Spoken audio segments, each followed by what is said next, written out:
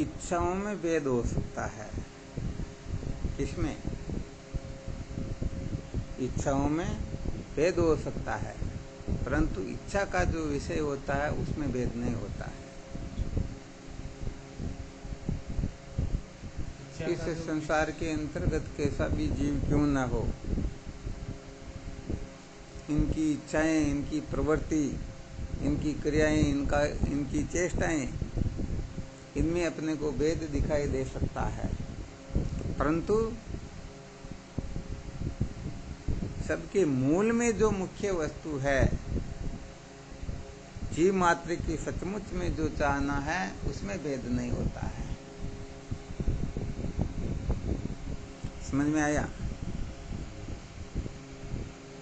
अर्थात इच्छाओं में भेद हो सकता है, परंतु इच्छाओं का विषय जो है वो केवल एक ही होता है, और उसको कहते हैं सुख। क्या कहते हैं?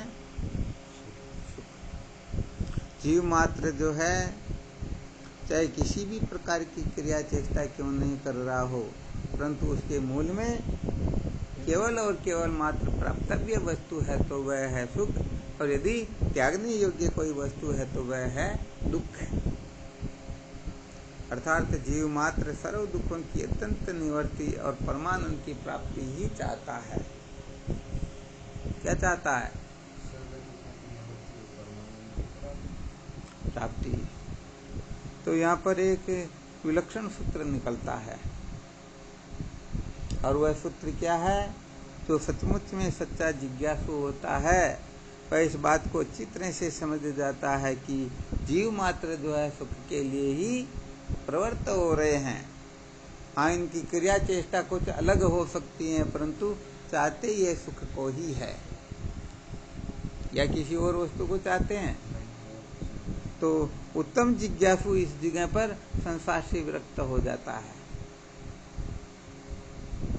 ध्यान देना अच्छी तरह से, क्योंकि वह जान गया कि संसार में जीव मात्र का लक्ष्य केवल और केवल मात्र सुख को प्राप्त करना है।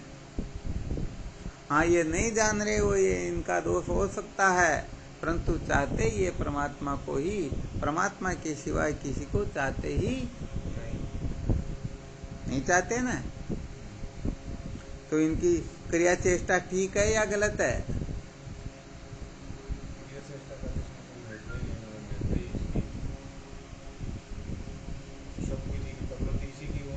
जिज्ञासु जो है इस जगह पर दूसरा कौन क्या कर रहा, कौन क्या नहीं कर रहा, इससे पहले, इससे ऊपर उठे बिना वह ब्रह्म विचार कर सकता ही नहीं। यदि यह बात उसके समझ में आ जाए, जीव मात्र प्रत्येक क्रिया चेष्टा के मूल में उस वस्तु को ही चाहता है जिसके लिए मैं चाहता हूँ, जिसको प्राप्त करना मनुष्य जीवन का उद्देश्य है, तो वह किसी की क्रिया चेष्टा को श्रेष्ठ निकृष्ट साबित करने में अपने जीवन को बर्बाद नहीं करेगा। और इस जगह पागल नहीं होगा, इस जगह पर अटकेगा नहीं, अरे तू ऐसा क्यों कर रहा है, ऐसा क्यों नहीं कर रहा है। आ रहा है समझ में? वह जब चाहेगा ना मुझे भी सचमुच में सत्य का साक्षात्कार हो, तो वह भी जैसा हम चाहते वैसा करने लग जाएगा। अब वह तो चाहता ही नहीं और हम उसके गले पड़ जाए, नहीं तू संसार की तरफ कैसे जाता, मैं देखता हूँ, तो आप कितने भी देखते रहो वो आपको चक्कर के लेके चला ही जाएगा। तो हम अपना जीवन बर्बाद कर देंगे उनके पीछे पड़ने में, और वह पहले से अंततोगत्वा किस ओर जा रहे हैं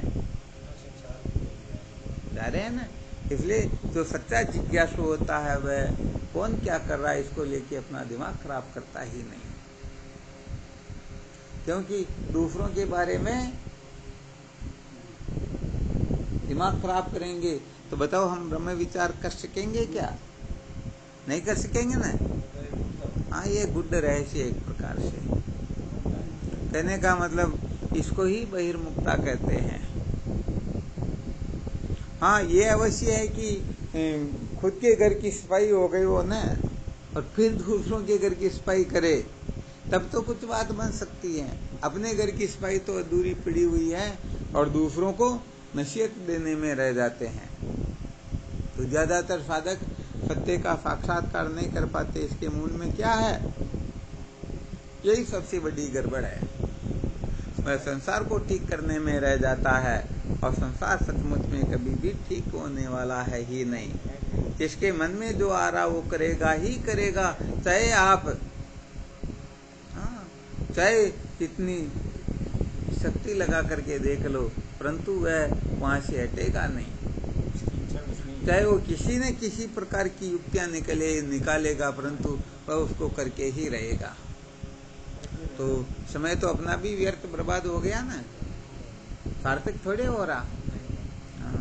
इसलिए जिज्ञासुओं को इन सूत्रों को बहुत अच्छी तरह से समझ करके अंतर्मुख हो जाना होता है, यदि सचमुच में सत्य का साक्षात्कार करना हो तो। और नहीं तो ऐसे ही मनोरंजन चलता रहता है, इसका कोई विशेष औचित्य होता ही नहीं। तो सबसे पहला सूत्र बताया गया, जीव मात्र की जो प्रत्येक क्षण क्षण की जो चेष्टाएं होती हैं वो केवल और केवल मात्र सुख के लिए ही होती हैं, अर्थात ये सुख को ही पाना चाहते हैं, दुख से ही छूटना चाहते हैं। आगे समझ में? हाँ, ये यदि निश्चय हो जाए तो उसके बाद में बहुत बड़ी समस्या का समाधान हो जाता है, बहुत बड़ा दुख जिससे हम बच सकते हैं।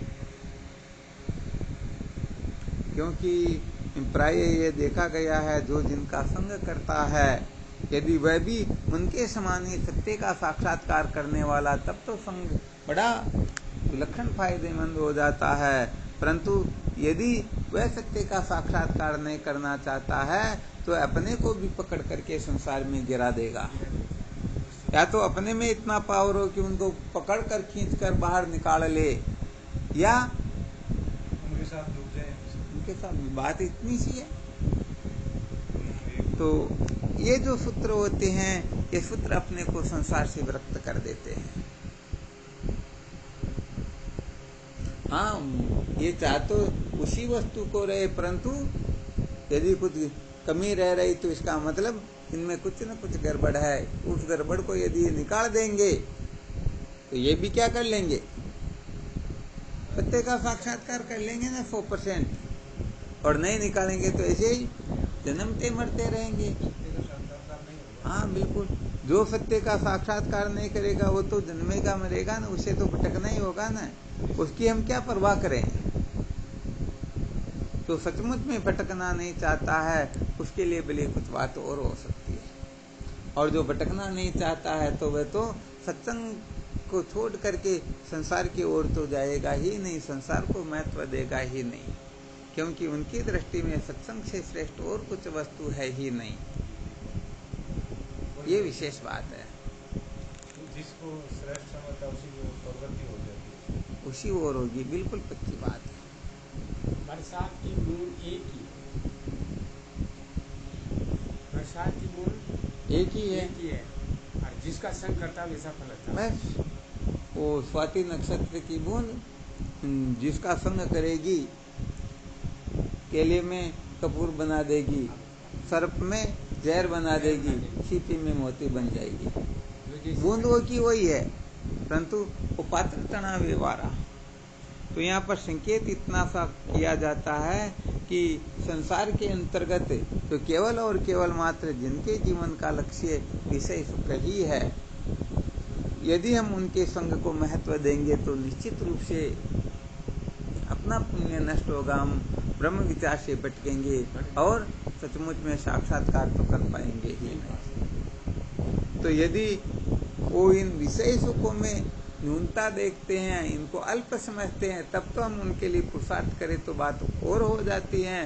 और अल्प न समझ करके इन्हीं को जीवन का लक्ष्य समझते, इन्हीं को बनाए रखना चाहते हैं, इन्हीं के लिए सब कुछ करते हैं, तो फिर सावधान हो जाना चाहिए कि वास्तव में कहीं ये अपने को भी लेकर न डूबे। भाई अपने जीवन का लक्ष्य तो सत्य का साक्षात्कार है ना। तो हम कहने का मतलब किसी के साथ जबरदस्ती उनको सत्य का साक्षात्कार करवाना चाहेंगे तो अपने को निश्चित रूप से भटकना होगा। और यदि कोई चाहता है तो उनके लिए यदि हम कुछ करेंगे तो अपने सहायक भी हो सकते हैं, क्या ना। तो यहाँ इतना ही संकेत करना चाहते हैं कि सबकी क्रिया चेष्टा उस सुख के लिए ही है, तो अपने को उनकी क्रिया चेष्टा में दखलंदाजी करने की कोई आवश्यकता नहीं, क्योंकि हम ब्रह्म विचार से भटक जाएंगे, हम ब्रह्म विचार ठीक प्रकार से कर नहीं पाएंगे। क्योंकि यहाँ पर तो इसका भी संग करेंगे तो या तो राग होगा या फिर द्वेष होगा या नहीं होगा। राग भी बंधन का कारण होता है, द्वेष भी बंधन का कारण होता है।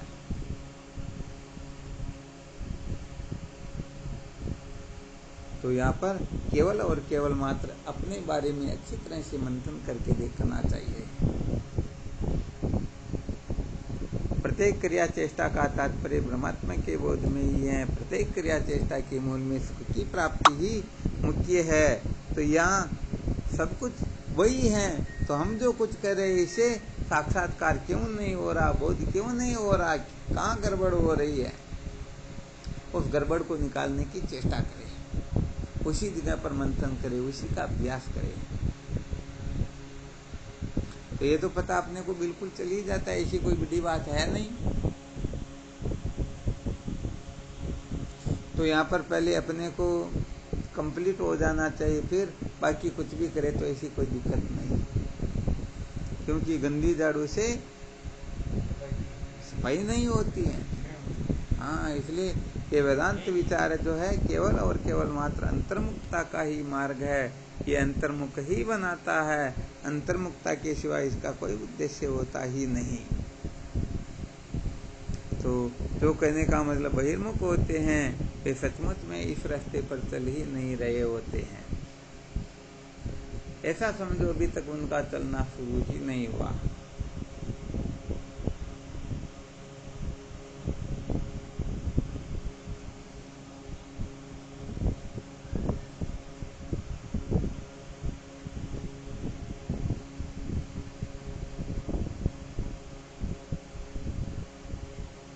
तो ये सूत्र क्या करते हैं, निर्भय बना देते हैं।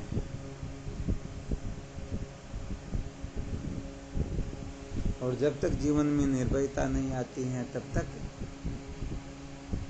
ब्रह्म विचार भी ठीक प्रकार से हो सकता ही नहीं।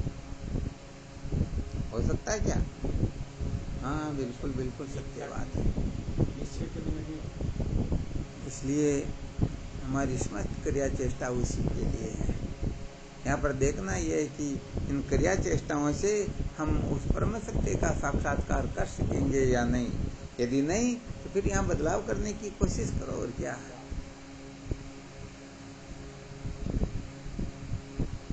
बदलाव करेंगे तो अपना काम हो जाएगा। अब अपने को कहने का मतलब भूख तो लग रही है और जहाँ पानी पिलाने का स्थान बना हुआ वहां दौड़ करके जा रहे हैं, यहाँ मेरी भूख मिट जाएगी, तो वहां तो पानी मिल सकता ना भाई। नमक की दुकान पर मिश्री मिलती है क्या? नहीं मिलती ना। बस ऐसे ही अपने को किस प्रकार से प्रवृत्त होना, किस प्रकार से निवृत्त होना, बस इसी का मंथन करना चाहिए। क्या क्रिया चेष्टा करनी है, क्या नहीं करनी है, क्या करने योग्य, क्या नहीं करने योग्य। इसमें तो स्वामी जी बड़े विवेक की आवश्यकता है। बिल्कुल विवेक, यहाँ तो पग पग पर विवेक की ही आवश्यकता होती है। अथवा ऐसा समझो विवेक ही ये विभिन्न रूप से रूपांतरित होता हुआ अंत में पूर्ण होता है। विवेक का उदय होना अलग बात होती है, अब विवेक का पूर्ण होना अलग बात होती है। जिसमें ये विवेक पूर्ण होता है उसमें विचार में परिवर्तित हो जाता है। हाँ, तब ये सर्व दुखों की अत्यंत निवृत्ति और परमानंद की प्राप्ति करवा करके ये भी शांत हो जाता है। तो विवेक तो उदय होना बड़ी बात नहीं, संसार में करीब करीब सबको विवेक होता है, परंतु विवेक पूर्ण किसी किसी का ही होता है। ये बड़ी विलक्षण बात है। ये तो जो सूरवीर होते हैं ना, उन्हीं का विवेक पूर्ण होता है।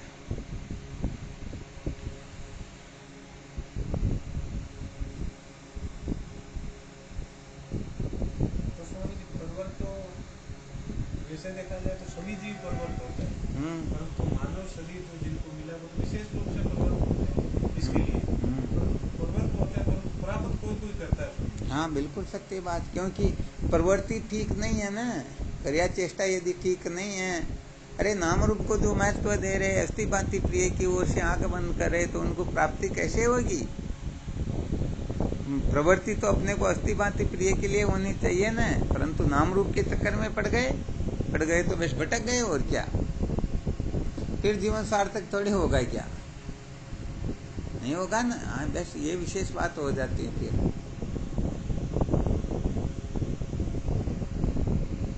इस जगह पर विवेक की आवश्यकता है। अब मैं क्या कर रहा हूँ, क्या करना चाहिए? बिल्कुल बिल्कुल। केवल और केवल मात्र जब ब्रह्म विचार की ओर प्रवृत्त होना हो तब अपने बारे में ही सोचे, और किसी के बारे में सोचे ही नहीं। ठीक है ना। अपने बारे का मतलब ये देह इंद्रिया प्राण मन बुद्धि इनका करना अपना विचार नहीं है। हम इनके बारे में भी सोचने लग जाए तो बड़ा गड़बड़ घोटाला हो जाता है। इसलिए इनको भी यदि कोई ज्यादा महत्व देता है, इनके पीछे ज्यादा पागल होता है, तो वह भी आत्मतत्व का साक्षात्कार नहीं कर सकता है।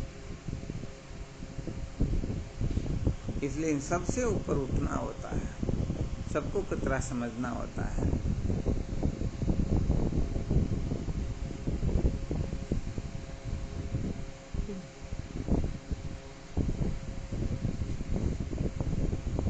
इन सब में स्वामी जी बुद्धि की प्रधानता है। केवल मात्र बुद्धि की ही प्रधानता है, बाकी इंद्रियां सब शांत हो जाती हैं। यदि ये शांत नहीं हुई तो अभी तक वह ब्रह्म विचार के लायक नहीं है। चाहे कर्म इंद्रियां हो, चाहे ज्ञान इंद्रियां हो, चाहे मन भी क्यों ना हो। अर्थात ये संसार की ओर से शांत हो जाती है, प्रपंच की ओर से शांत हो जाती है। प्रपंच की ओर से उसको कुछ भी करना, जानना, पाना, छोड़ना शेष नहीं रहता है। वो जान जाता है कि सचमुच में प्रपंच से पानी को बिलोने से दूध थोड़े निकलता, वैसे ही प्रपंच से सुख कभी निकलता ही नहीं। इसलिए वो इस तरफ से निर्भय हो जाता है।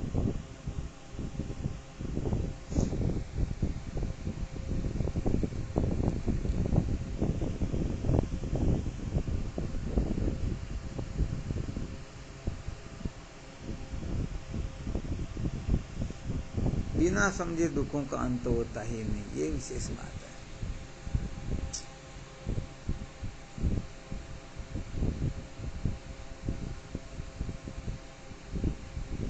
तो ये जो सूत्र है ना, जो सच्चा जिज्ञासु होता तो ये सारे के सारे सूत्र उनमें स्वयं में अपने आप ही प्रतिष्ठित होने लगते हैं। आ गया समझ में? होना चाहिए वो सचमुच में जिज्ञासु। जैसे कोई ठान लेता मुझे चोरी करनी है, तो चोरी करने के अनेक सूत्र उनमें अपने आप ही प्रकट होने लग जाते हैं। विचार उस पर ही होता है। अरे 24 घंटे उनकी समस्त इंद्रियां उसी एक विषय पर एकाग्र हो जाएगी। और ये पक्का है कि यदि किसी की 14 इंद्रियां एक ही विषय पर केंद्रित हो जाए तो उसे संबंधित अनंत अनंत अनेक अनेक सूत्र निकलने लगते हैं।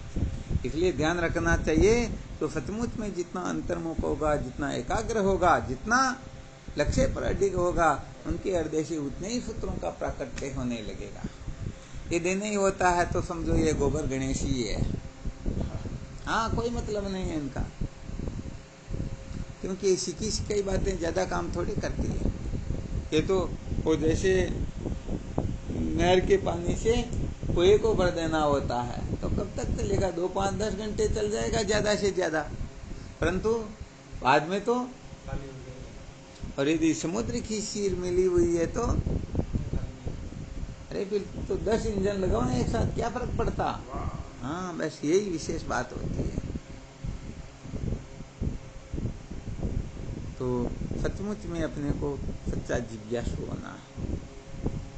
तो सच्चा जिज्ञासु है वह निश्चित रूप से लक्ष्य को प्राप्त कर लेता है, और उसके हृदय में सचमुच में संसार के प्रति आस्था होती नहीं है। उस ओर उनकी प्रवृत्ति ही नहीं होती, वह उस ओर कुछ करना चाहता ही नहीं। वह जानता है कि सारा का सारा कचरा है, क्योंकि जो अच्छी तरह से समझ गया संसार को बनाए रखकर सत्य का साक्षात्कार नहीं किया जा सकता है, तो फिर वह वहाँ पर प्रैक्टिकल करके देखने की कोई गुंजाइश ही नहीं रहती उनके जीवन में। क्योंकि उनकी संत महापुरुषों के प्रति इतनी निष्ठा, ऐसी श्रद्धा होती है कि संत महापुरुषों ने कह दिया ये है तो बस यही है, अब मुझे इसकी जांच पड़ताल करने की आवश्यकता ही नहीं है। वरना फिर वो पेड़ तोड़ के देखेगा ना, आंख टूटता या नहीं टूटता, ये तो मूर्खता हो जाती है, ये पागलपना होता है। ये वास्तव में श्रद्धा विश्वास का मार्ग ही नहीं है। यहाँ श्रद्धा विश्वास उनकी है ही नहीं। तो कहने का मतलब गुरुदेव ने कह दिया ये नहीं करना है, फिर भी कर रहे हैं, तो समझ लीजिए हम संसार को बहुत अधिक महत्व दे रहे हैं। क्योंकि अभी तक बैठा हुआ का नहीं, ये भी करके देख ले, शायद इसी से सुख मिल जाए, तो क्यों फिर गुरुओं की गुलामी कर रहे, क्यों संतों के चक्कर में पड़े, क्यों सत्संग के लिए समय बर्बाद करे, मजे लेंगे ना आराम से। तो अच्छी तरह से निष्ठा नहीं होती, यहाँ पर मजा नहीं है। वरना दांत लगाने में पीछे थोड़े रहते क्या, दांत नहीं लगा पा रहे, इसका मतलब यहाँ पर अभी आग्रह बैठा हुआ कि नहीं यहाँ पर भी सुख मिलेगा। वरना सच्चा साधक तो अच्छी तरह से निश्चय कर लेता, अच्छी तरह से समझ जाता कि यहाँ पर स्वप्न में भी सुख है ही नहीं, सुख की यहाँ कल्पना भी नहीं है, सुख का यहाँ अत्यंत भाव है। इसलिए इस रहस्य को बहुत अच्छी तरह से समझ करके अंतर्मुख हो जाना चाहिए। क्या हो जाना चाहिए? अंतर्मुख हो जाना चाहिए। तभी जीवन सचमुच में सार्थक हो सकता, हम कृतार्थ हो सकते हैं। ये जीवन इसी प्रकार से धन्य नहीं बन जाता मौज मस्ती मनोरंजन करते हुए। इसके लिए तो बहुत अभ्यास करना होता, बहुत समझदारी की आवश्यकता होती है, बहुत सोच समझ करके जीना होता है, सब कुछ करना होता है। यहाँ पर एक क्षण की भी छूट नहीं दी जाती है, लापरवाही की, मौज मस्ती की, मनोरंजन की, बहिर्मुखता की। हाँ बिल्कुल सत्य बात, हाँ बिल्कुल। यदि ऐसा करते हैं तो अरे कहने का मतलब ड्राइवर जो है यदि थोड़ी सी लापरवाही कर जाए एक सेकंड की, तो समझो सबको गड्ढे में गिरा देता है ना। हाँ, इसलिए यहाँ पर तो बहुत सावधान होना होता है। एक क्षण की लापरवाही भी पतन करवा देती है। इसलिए केवल और केवल मात्र विवेक वृत्ति से लिया गया निर्णय ही सचमुच में अपने लिए कल्याण का मार्ग होता है, वही कल्याणप्रद होता है। और अविवेक से किया हुआ सारा का सारा भटकाने वाला होता है। इन सूत्रों को बहुत गंभीरता से समझना चाहिए। हमारे लिए सचमुच में महत्वपूर्ण क्या है? अपने लिए महत्वपूर्ण संसार है या सत्संग है? अपने लिए महत्वपूर्ण वास्तव में है क्या? इसी से तो पता चलता है कि वह संसारी है, पामर है, विषयी है, साधक है, जिज्ञासु है, भक्त है, योगी है, ध्यानी है, कर्मी है, उपासक है, क्या है क्या नहीं, तभी तो पता चलता। हाँ, इसलिए इनको बहुत बहुत बहुत अच्छी तरह से समझना होता, तब जाकर के ये जीव सचमुच में कृतार्थ होता है, तब जाकर के ये निहाल होता है। इसमें किसी को कोई शंका हो तो देख सकते हो।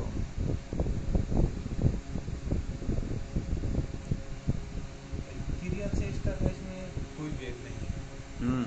जो जैसी क्रिया है जिनकी उसी से वो सत्य का साक्षात्कार क्यों नहीं होता, भेद नहीं होता। अपने को क्या करना, जिज्ञासु के लिए बताया गया कि उनकी क्रिया चेष्टा तो है तो उस सुख के लिए ही।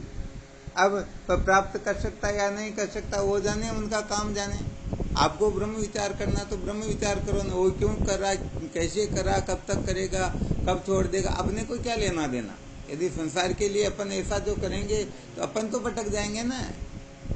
अपने बारे में पूछो, मुझे क्या करना है, दूसरा क्या करना कर रहा है, क्या नहीं करना, इसके बारे में चिंतन ही नहीं करना। ये बहिर्मुखता का मार्ग है ही नहीं। बताना ये चाहते हैं, अपने बारे में देखना चाहिए। दूसरों के बारे में देखेंगे तो सदा के लिए भटक जाएंगे, क्योंकि दूसरे तो उनकी मनमर्जी से चलते हैं ना। अपन को उन्होंने स्टाम्प तो लिख के दे नहीं रेखा, हम उनके जज भी तो नहीं है ना। उन्होंने पट्टा लिख करके दे दिया कि हमारा कल्याण करो। अरे पट्टा लिख करके देने वाले भी आंख मिचो नहीं करते हैं, तो दूसरों की बात ही क्या है। इसलिए संसार में कौन क्या कर रहा है इसको लेकर दिमाग खराब करने की आवश्यकता ही नहीं। हाँ, ये चेतन के आश्रित कहने का मतलब अनंत अनंत ब्रह्मांड है जिसमें अनंत अनंत सृष्टियां, किस सृष्टि में क्या हो रहा क्या नहीं हो रहा, सारा का सारा कल्पना मात्र है जिनकी सत्ता ही नहीं है। तो अपने को स्वयं के बारे में विचार करना कि मुझे जन्म मरण के चक्कर से मुक्त होना, मुझे किसी माँ के गर्भ में उल्टा नहीं लटकना है, अब मुझे सत्य का साक्षात्कार करना है, इसके लिए कुछ भी क्यों न करना पड़े।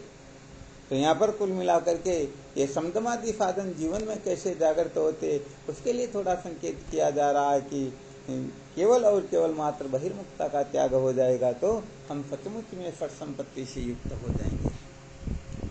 और फट संपत्ति से जो युक्त होते हैं वे ही ब्रह्म विचार करने में पूर्ण रूप से समर्थ होते हैं। बाकी के लोगों के वश की बात ही नहीं है। हाँ, बिल्कुल सत्य बात है। एक साथ में दो घोड़ों को चढ़ा नहीं जाता, कभी नहीं चढ़ा जाता। चलो ठीक, इस पर करो मनन। इसमें क्या है कि जब हम संत महापुरुषों के सानिध्य में बैठते हैं ना, हमारा मुख किस तरफ होता है? जिस तरफ संतों का मुख होता है उस तरफ होता है या इसी तरह संतों के सामने होता है। सामने होता है? तो संतों के मुख से पॉजिटिव हुआ ना। तो ये क्या संकेत करता है? अपने को केवल मात्र देखना है तो गुरुदेव को ही देखना। अब पीछे क्या हो रहा, अपने को क्या देखना? पीछे यदि देखना है तो गुरुदेव देखते रहेंगे, ये देख रहे, इनको कुछ दिखाई दे रहा है तो कह देंगे अरे भाई तुम ये गलती मत करो, तुम ऐसा करो वैसा करो। हाँ, तो ये बैठने का जो तरीका ये भी संकेत कर देता है साधकों को केवल और केवल मात्र गुरुदेव ज्ञान के सिवाय किसी को देखना ही नहीं है। यदि दूसरी ओर देखेंगे तो समझ लीजिए वो भटके हुए हैं, वो सचमुच में ज्ञान में गुरुदेव को चाहते ही नहीं। तो यहाँ कुल मिलाकर के इन प्रकारेण समस्त प्रक्रियाओं का तात्पर्य अंतर्मुखता में ही है। जैसे तैसे करके अंतर्मुख हो जाए, परंतु ये जब अपनी बुद्धि काम करने लगती है ना, तब ये बातें समझ में आने लगती हैं।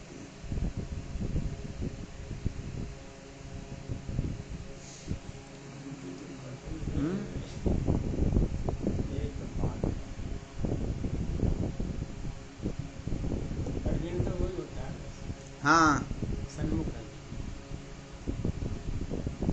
हाँ, तो ये कुल मिलाकर के साधकों को अपने को स्वयं को समझना होता। संत महापुरुष ये थोड़े बताएंगे, तो अभी प्रसंग जैसे बता दिया, परंतु साधक को स्वयं को सोचना होता है कि मेरा लक्ष्य क्या है, मुझे किस पर दृष्टि को टिकाना, किस का चिंतन मनन करना। तत्व जिज्ञासा जागृत हो गई, उसे क्या करना चाहिए?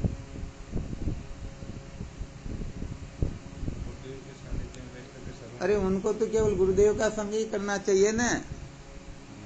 और कोई कहे मेरी तो तत्व जिज्ञासा जागृत हो गई, अब मैं तो आकाश पाताल जाना चाहता हूँ, और वो जिज्ञासु है या भ्रांत है? भ्रांति तो बेचारा अभी तक वो समझता ही नहीं ना। अभी जिज्ञासा उदय कहाँ हुई, वैराग्य कहाँ हुआ? अरे वैराग्य उदय करवाने के लिए पता नहीं कहाँ कहाँ जाना होता, परंतु जब वैराग्य जागृत हो जाता, जिज्ञासा जागृत हो जाती है, तो उनके लिए केवल और केवल मात्र गुरुदेव के चरण कमलों को छोड़ करके कहीं जाने का संकल्प भी करना एक तरह से भटकने के सिवाय कुछ भी नहीं होता। तो ये उत्तम जिज्ञासु जो होते हैं ना, उनके खोपड़े में बातें आती ही है। तो ये ब्रह्म विद्या का विलक्षण रहस्य होता है, इसके लिए तो बहुत अधिक मंथन करना होता है।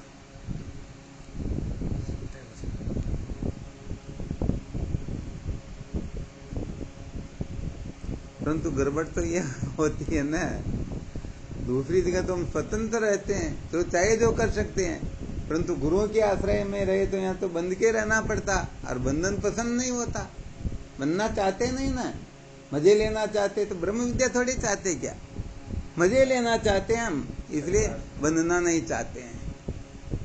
तो वास्तव में ऐसा जीव धीरे धीरे धीरे भटकता रहता और अंत तो गत्वा भटक ही जाता है।